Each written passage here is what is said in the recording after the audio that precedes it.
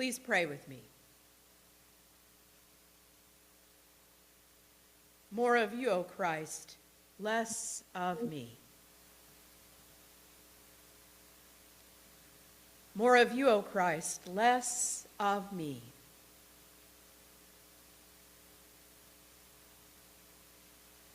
More of you, O Christ, less of me.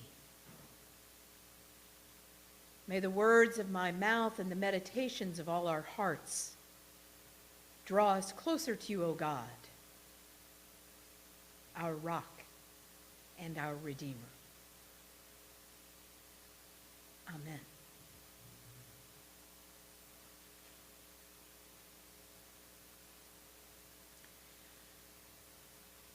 Joy is a sign of the presence of God,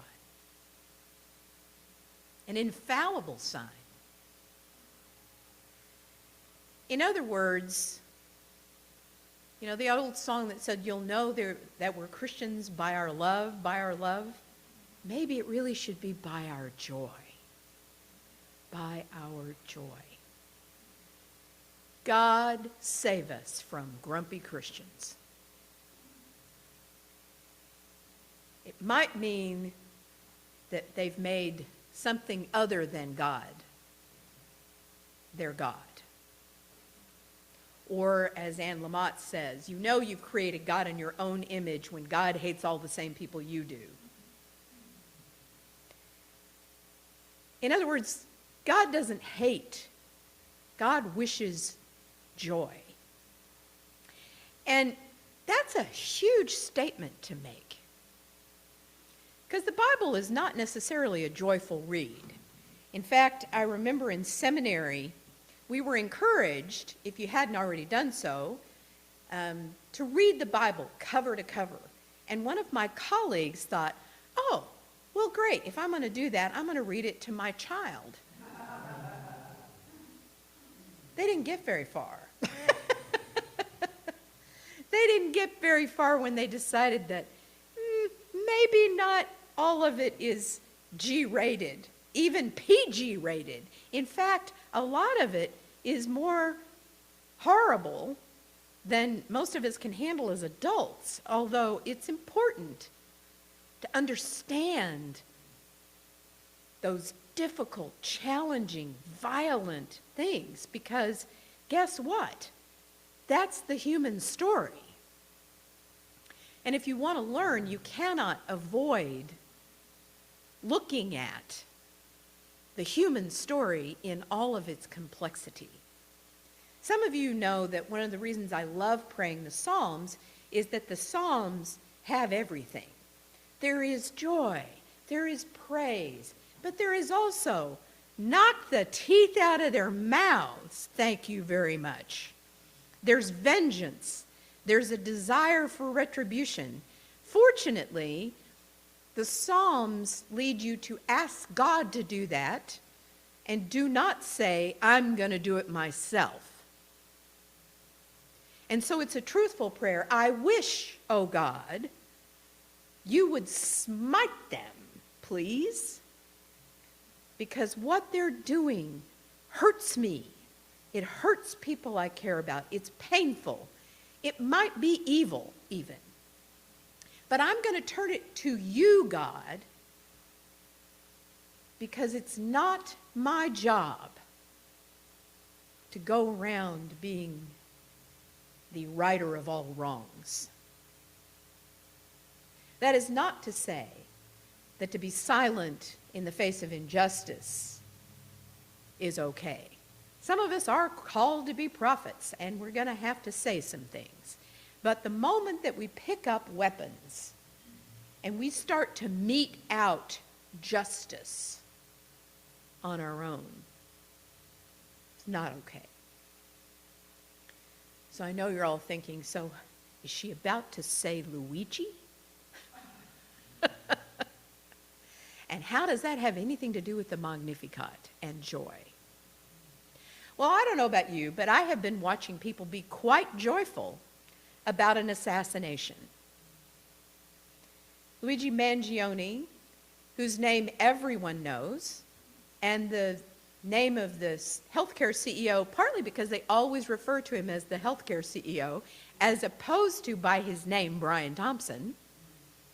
But if we make it a little more human, Luigi, in broad daylight, killed Brian on a street. For perhaps righteous reasons. Because heaven knows the healthcare system metes out less justice and more pain most of the time, especially on the insurance end. We all know that. So you could maybe read Mary's song that the mighty will be thrown from their thrones and say, okay, maybe Luigi did a little of that. He took down a mighty leader of an unjust part of our world. But that's not his job.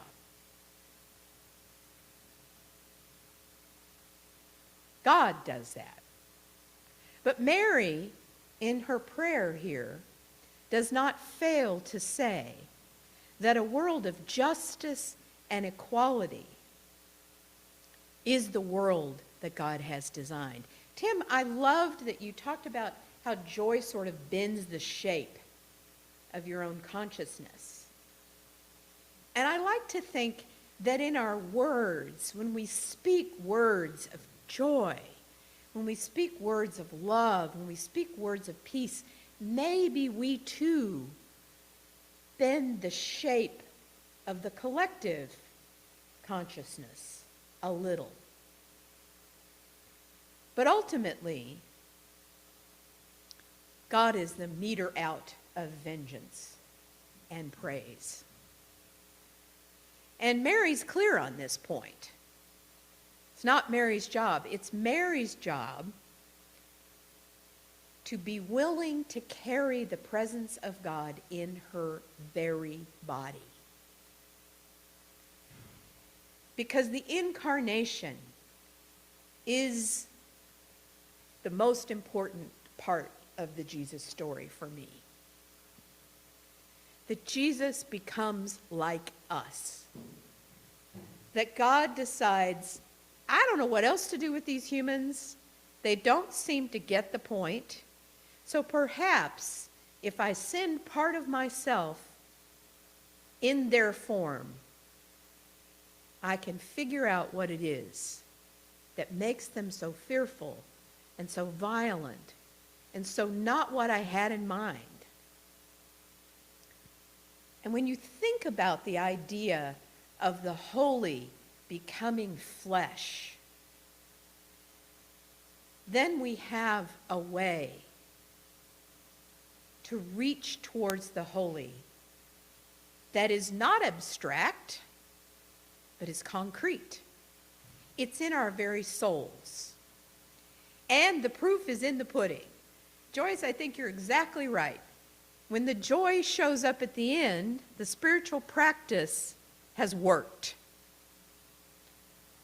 We can choose joy, but we can't just say, oh, I'm going to be joyful today. No, that's not how it works. We have to work through the other stuff, like Dan's math problems.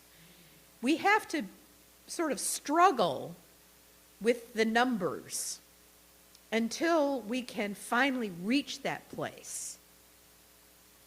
And we know that Mary initially was a little shocked and perplexed, and then sang this song. Because somehow she understood that giving birth to the divine in human form could change everything. Now, I often quote the Ceremony of Carols by Benjamin Britten on Gaudete Sunday, because I have loved this line from This Little Babe. It's a great poem, great song, fast, fast, fast fugue. This little babe so few days old has come to rifle Satan's fold. All hell doth at his presence quake. though he himself for cold doth shake.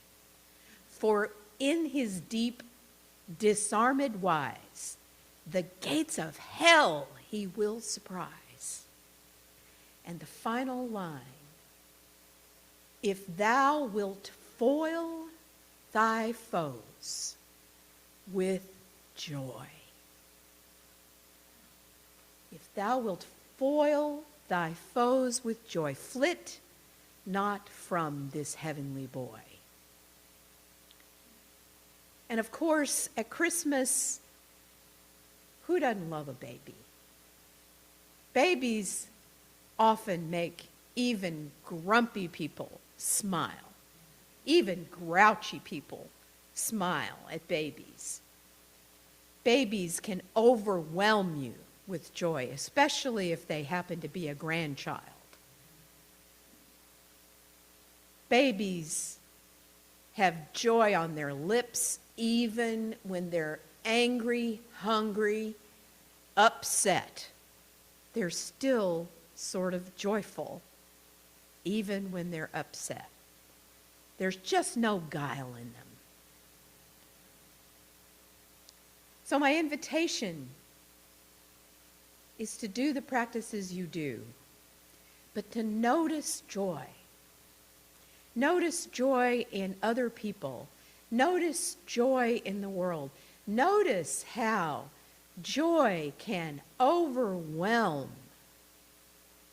even evil.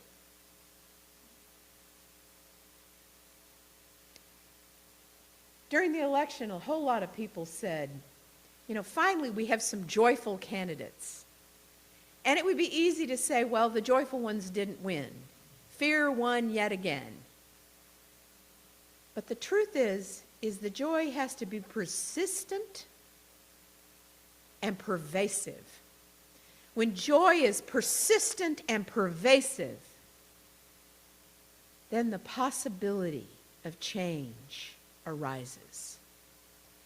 When not just our own personal consciousnesses, but the conscience of the world can be shaped more by joy than fear, the world may actually see love born again. And in its wake, peace and justice. So even if you're not feeling it, and a lot of folks are not feeling it this year, see if you can lean into the joy a little. Lean into the joy. Let yourself be overwhelmed by joy. Amen.